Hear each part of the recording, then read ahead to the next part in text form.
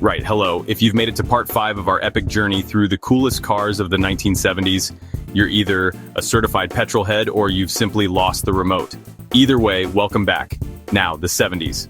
A decade of questionable trousers, even more questionable music, and hair that defied gravity. But amidst all that chaos, the world's car manufacturers were having a bit of a moment.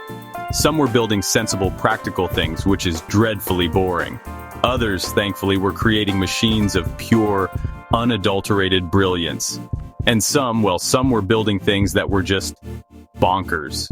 You see, while America was grappling with an oil crisis and strangling its muscle cars with emissions regulations, the rest of the world was doing its own thing.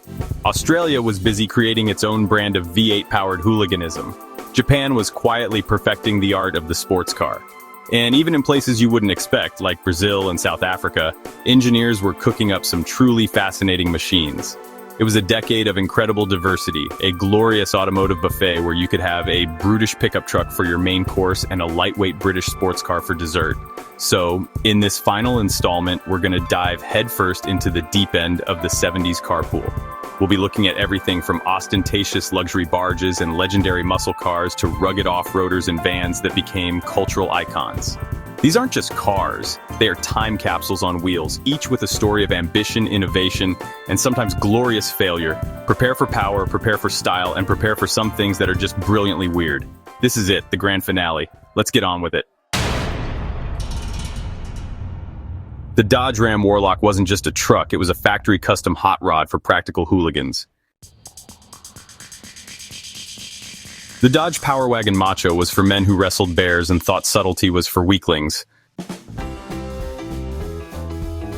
In Brazil, the Ford LTD wasn't just a car, it was a statement of arrival, a land yacht.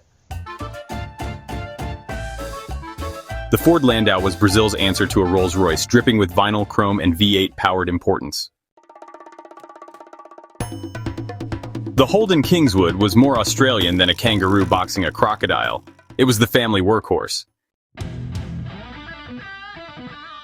The Holden Monaro HQ was pure, unadulterated Aussie muscle, a beautiful brute with a thumping V8 heart.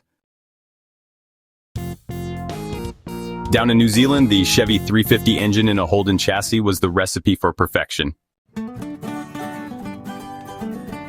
The Chevy C10 Cheyenne proved a pickup could be tough and comfortable. It had wood grain, for heaven's sake. The Datsun 160Z was a Johannesburg special, a sporty coupe with stripes that screamed, "Look at me!" The Datsun 140Z was the 160Z's angrier, lighter, and more focused little brother, built purely for racing. The Fiat Campagnola was Italy's answer to the Land Rover. So good, even the Pope had one.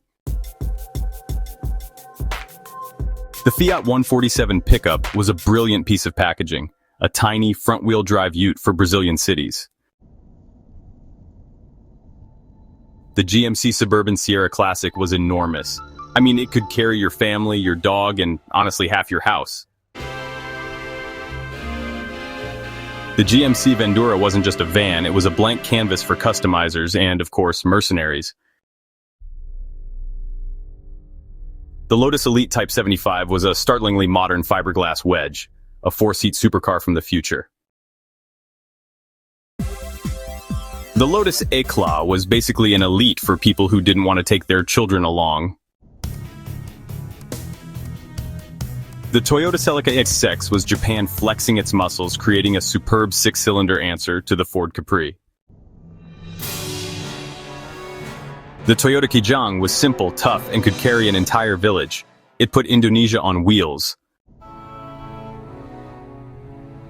The Chrysler by Chrysler was an absurdly long, luxurious statement piece for wealthy Australians with big garages. The Chrysler 300 of the late 70s was a personal luxury coupe with cord styling and, honestly, some surprising NASCAR success. The Plymouth Superbird was a ridiculous B-winged homologation special built for one reason: to win at NASCAR. So, the Plymouth Cricket was actually just a rebadged Hillman Avenger. Honestly, it was a deeply mediocre British car that got sold to unsuspecting Americans. The Nissan 1400 Bakkie in South Africa was honestly just unkillable. You could not destroy it no matter how hard you tried. The Nissan Silvia S10 was a quirky, pretty rear-wheel drive coupe that, really hinted at the drifting legend to come. The Caterham 7 is driving distilled to its essence. No roof, no doors, no compromise, just pure speed. And there we have it. 25 cars that proved the 1970s, for all its faults, was a decade of staggering automotive creativity. We've seen everything from the sublime to the ridiculous, from the brutally powerful to the ingeniously practical. These cars weren't just transport, they were expressions of freedom, status, and national pride. They were designed by people with passion, for people who love to drive, and sometimes for people who just wanted to show off. And you know what? There's absolutely nothing wrong with that. It's a spirit that feels a bit lost in today's world of sensible electric blobs. Looking back, it's clear that the 70s was a crucible. It forged new ideas and killed off old ones. It gave us turbocharging, hot hatches, and the first hints of the Japanese performance car revolution. It was a decade of transition, a bridge between the wild 60s and the tech-heavy 80s. The cars were flawed, often rusty, and sometimes catastrophically unreliable. But my God, they had character. They had soul. They were interesting, and in the end, isn't that what we really want from a car? Something that makes you feel alive. So, from the winged warriors of NASCAR to the humble pickups of the developing world, that concludes our mammoth tour. 100 cars that defined a decade. It's been an absolute privilege sharing them with you. Thank you for watching, and on that bombshell, it's time to end. Let me know in the comments which one you'd take home. I'm off to find a V8 powered Holden. Good night.